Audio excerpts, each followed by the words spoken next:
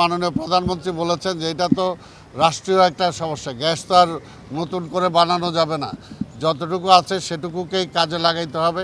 তারপর যদি নতুন গ্যাস কূপ খনন করে নতুন গ্যাস যদি আমরা আরও আহরণ করতে পারি তাহলে জনগণ উপকৃত হবে। সেই ব্যাপারে অবশ্যই সরকারের পক্ষ থেকে প্রচেষ্টা থাকবে। জনগণের যে সমস্ত অধিকার বঞ্চিত আছে সেগুলো যত দ্রুত তাদের কাছে পৌঁছে দেওয়া যায়, তাদের পক্ষে কাজ করা যায়। না, প্ল্যানিং তো অবশ্যই দরকার আছে। আপনারা জানেন যে আমরা দায়িত্ব নেওয়ার পরে আমরা হোম মিনিস্টারের সাথেও দেখা করেছি এবং ওনার সহযোগিতা আমরা চেয়েছি। আমরা নির্বাচিত নয়, আমরা কতদিন থাকব। আমরা চাই বাংলাদেশে জনগণের প্রতিনিধিত্ব তৈরি হোক, সাথে সাথে ঢাকা সিটি কর্পোরেশন আওতাধীন এবং ঢাকার বাইরে যে সমস্ত সিটি কর্পোরেশন আছে সেখানে জনবান্ধবমূলক এবং জনগণের প্রতিনিধিরাই সেখানে সেবা দান করে। যেমনি জাতীয় নির্বাচন ছিল না, তেমনি স্থানীয় সরকারগুলো নির্বাচনের নামে তারা প্রহসনের মাধ্যমে তারা দখল করেছিল, আপনারা দেখেছেন। সেই কারণে সেখানে জনগণের যে সেবা যেগুলো নিশ্চিত করা উচিত ছিল সেগুলো জনগণের সেবা নিশ্চিত না করে তারা একটি দলকে একটি টিকে রাখার জন্য যা যা করা দরকার সেগুলো তা করেছিল।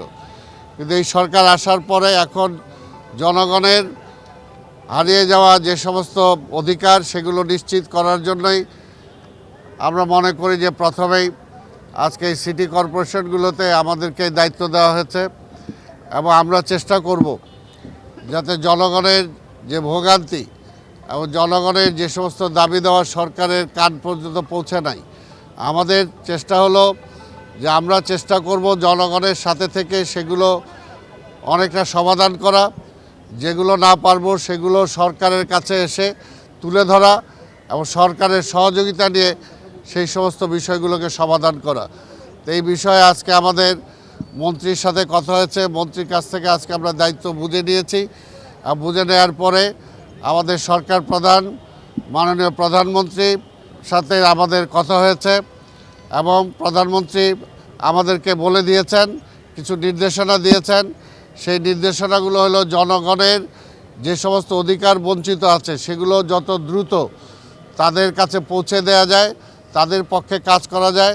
ইমিডিয়েট যে মশার যে সমস্যা আছে, ক্লিনিংয়ের যে সমস্যা আছে, নাগরিক যে আরও যে সমস্যা আছে সেই সমস্যাগুলোকে উনি পিন পয়েন্ট করেছেন এবং আমাদেরকে বলেছেন যত দ্রুত সম্ভব এগুলোর ব্যাপারে কার্যকর ব্যবস্থা গ্রহণ করার জন্য।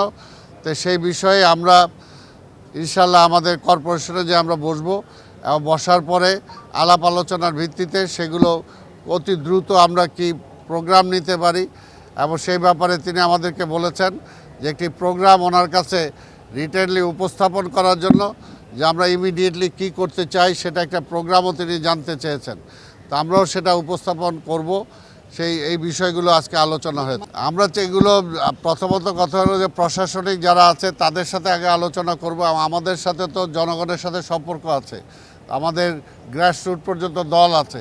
কাজে আমাদের উপর যেমনি আজকে আস্থা রেখেছেন আমাদের মাননীয় প্রধানমন্ত্রী, ঠিক তেমনিভাবে আমরাও আমাদের দল এবং জনগণের উপর আস্থা রাখি এবং জনগণের সহযোগিতা নিয়েই আমরা সেগুলো সমাধানের চেষ্টা করি। গ্যাস তো আপনারা জানেন, আমরা এটা বলেছি, কিন্তু গ্যাস মাননীয় প্রধানমন্ত্রী বলেছেন যে এটা তো রাষ্ট্রীয় একটা সমস্যা, গ্যাস তো আর নতুন করে বানানো যাবে না, যতটুকু আছে সেটুকুকেই কাজে লাগাইতে হবে। তারপর যদি নতুন গ্যাস কূপ খনন করে নতুন গ্যাস যদি আমরা আরও আহরণ করতে পারি তাহলে জনগণ উপকৃত হবে।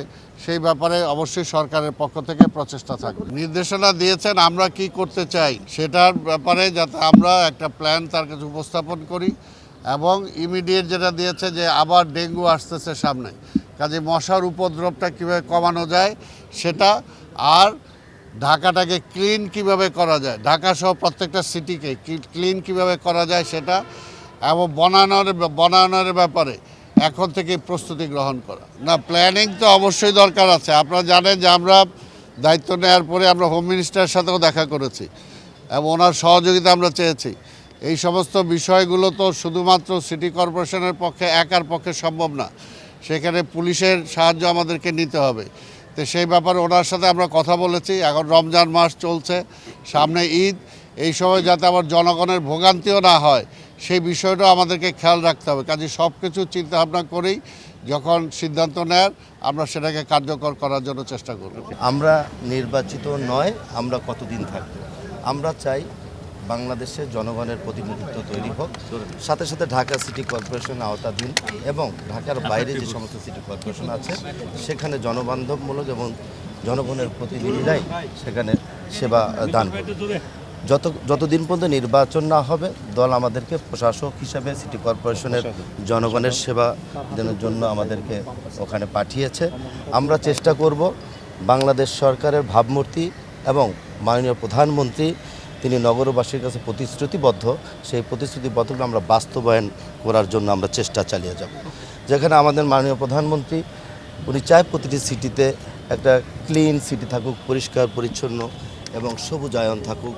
আগামীতে ডেঙ্গু আছে, সেই ডেঙ্গুর পরিকল্পনা নিয়ে উনি আমাদেরকে পরামর্শ দিয়েছে। আমরা এখনও অফিসে যোগদান করতে পারিনি, আমরা অফিসে যাব আগামীকালকে থেকে। যে আমাদের কর্মকর্তাবৃন্দরা আছে তাদের সাথে মিটিং করে আমরা একটা প্ল্যান বানিয়ে আমরা সেভাবে কাজ করব। আমরা নিশ্চয়ই আপনারা জানেন আমরা দীর্ঘদিন আন্দোলন সংগ্রাম করেছি, আমরা চেয়ারে বসে থাকার লোক নই। চেয়ারের পাশাপাশি আমরা প্রতিটি পাড়ায় মহল্লায় ঘুরে সমস্যাকে ফাইন্ড আউট করে নিজেরাই স্ব-উদ্যোগে জনগণকে সাথে নিয়ে কাজগুলো করতে পারি। Next level, well done, side by side, free.